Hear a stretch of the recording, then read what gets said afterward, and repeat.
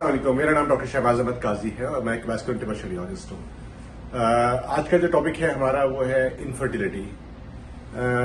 आप लोग आजकल देख रहे होंगे पाकिस्तान के अंदर हर जगह जो है वो लोग जो है वो इनफर्टिलिटी क्लिनिक, IVF क्लिनिक और उसके अलावा जो है मुख्तलिफ तरह के IUI या ICSI या दूसरे प्रोसीजर जो हैं उनकी बात कर रहे होते हैं। लेकिन जो इशू है पाकिस्तान के अंदर कि पाकिस्तान के अंदर कितने लोग हैं जो सुपर स्पेशलाइज्ड हैं इनफर्टिलिटी के लिए यानी कि वो ट्रेन कितने हैं IVF के अंदर, क्योंकि IVF जो है is not an easy job, क्योंकि उसके जो परसेंटेज है वो जस्ट 20 to 30% सक्सेस रेट है। और ये जो हमारे जो आम से लोग होते हैं ये बेचारे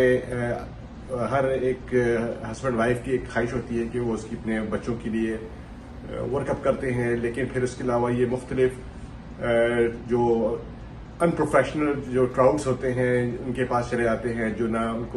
नॉन ट्रेन होते हैं, लोकल ट्रेन होते हैं या नॉन ट्रेन होते हैं, और जिसके नतीजे में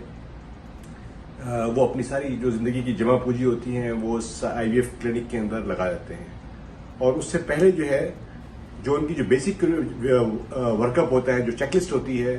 जो इन्वेस्टिगेशंस होती हैं एक मेल पेशेंट की या फीमेल पेशेंट की, वो कोई भी वर्कअप नहीं होता उसके अंदर। यानी कि हर जो भी कोई पेशेंट आता है वो कहते हैं ये IVF करवा लें आप, और उसके बाद जब वो IVF के लिए वो 1 अटेम्प्ट 2nd अटेम्प्ट करते हैं उसके बाद उनको कोई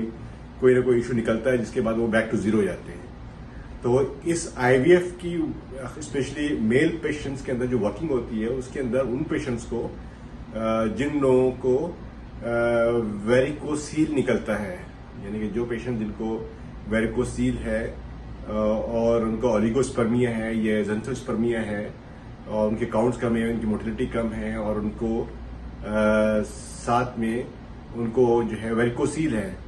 और अगर वो लोग पेशेंट बगैर वेरिकोसील ट्रीट कराए किए हुए वो IVF की तरफ जाते हैं तो इन द लॉन्ग रन उन पेशेंट्स को अगर वो फेल होते हैं वो वापस उनको वेरिकोसील इम्बुलेशन की तरफ या वेरिकोसील सर्जरी की तरफ दोबारा आना पड़ता है उनको। तो सबसे पहले तो उनको अपनी वेरिकोसील की करेक्शन करानी चाहिए इसके अंदर, कि अगर उनको ग्रेड 2 वेरिकोसील है या इनको ग्रेड 3 वेरिकोसील है और वो IVF की वर्किंग कर रहे हैं तो IVF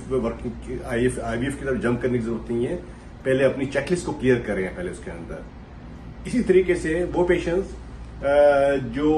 एजोस्पर्मिया के पेशेंट्स होते हैं या एजोस्पर्मिया के पेशेंट्स हैं जिनको बिल्कुल स्पर्म काउंट बिल्कुल जीरो है उनका, यानी इसका मतलब ये है कि उनकी स्पर्म प्रोडक्शन जो है वो जीरो है,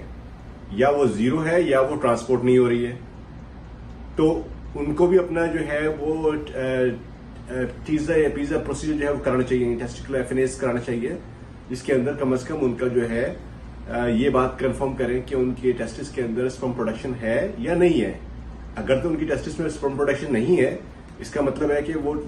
उस शख्स के अंदर वो कैपेबिलिटी नहीं है स्पर्म प्रोडक्शन करने की,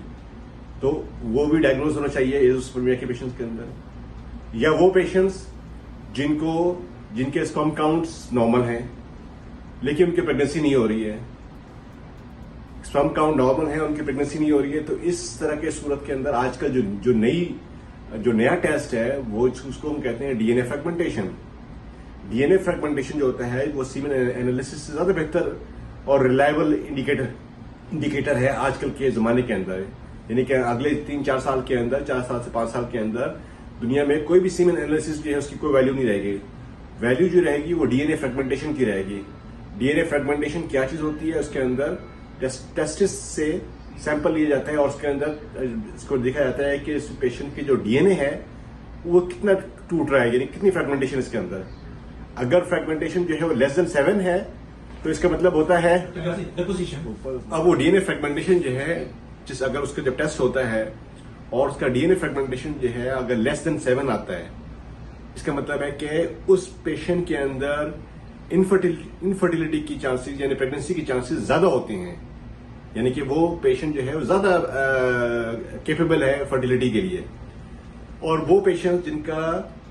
DNA फ्रेगमेंटेशन जो है वो 8 से लेकर 15 के दरमियान होता है,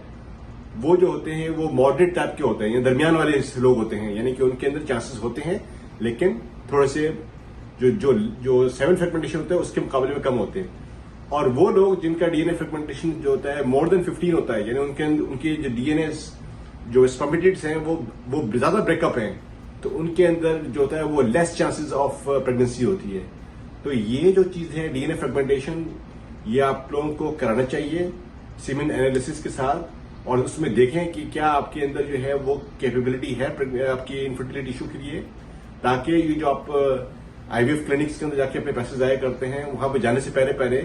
आप अपनी स्क्रीनिंग जरूर कराएं डीएनए फ्रेगमेंटेशन से, ताकि पेशेंट जो है वो अपने आप को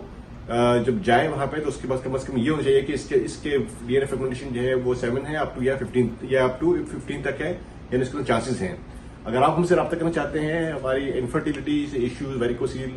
से रिलेटेड या डीएनए फ्रेगमेंटेशन, आप हमारे वेबसाइट से हमें कम्युनिकेट कर सकते हैं। शुक्रिया, थैंक यू।